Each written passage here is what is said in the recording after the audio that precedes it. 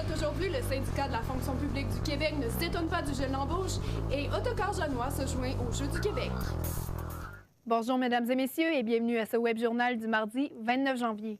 La présidente régionale du syndicat de la fonction publique du Québec, Brigitte Claveau, n'est pas surprise du gel d'embauche qu'a décrété le président du Conseil du Trésor, Stéphane Bédard. Félix Saint-Aubin, quels ont été les commentaires de Mme Claveau à ce sujet? En effet, Marie, pour bien commencer la semaine, c'est un lundi soir nuageux qui nous attend avec une température ressentie de moins 10 degrés Celsius au Saguenay et de moins 8 au Lac-Saint-Jean.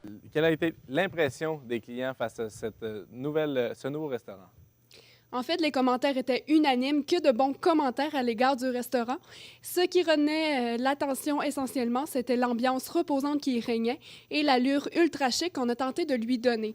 Et quelle a été la réaction des commissions scolaires face à cette nouvelle?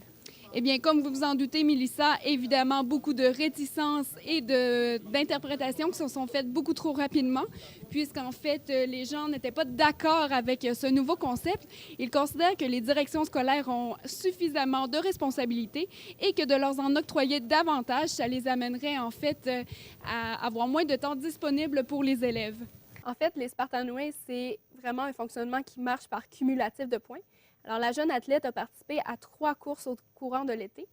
Paris Match est le seul magazine qu'il est possible de retrouver chez les antiquaires puisque certains numéros sont introuvables et prennent donc de la valeur. Le jeune artiste de 23 ans a accepté de se donner en prestation lors de cette soirée afin d'obtenir une plus grande visibilité.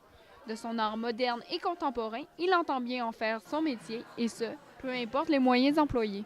On espère le plus possible. On espère au moins une ou deux participations de chaque établissement d'enseignement supérieur. Il faut rappeler, on a 4 collèges dans la région. C'est par des chansons que le spectacle a débuté. Fred Pellerin est apparu accompagné d'un accordéon et d'une guitare. Et peu à peu, il a instauré son personnage principal, qu'est Méo, le barbier du village.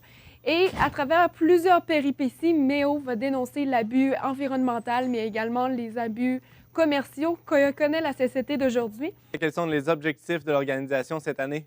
Cette année, c'est la nouveauté. Il va y avoir un volet culturel. Donc, l'Offenbach fait du chantage qui sera présenté à l'auditorium de Chicoutimi et de la Baie. Donc, 7 artistes régionaux qui vont faire rire les jeunes en les initiant à l'art lyrique. Francesca Hébert, merci beaucoup. Merci à vous. Alors, c'est ce qui met fin à cette édition du Web Journal de ce 29 janvier 2013. Merci d'avoir été à l'écoute. Bonne fin de soirée et à demain.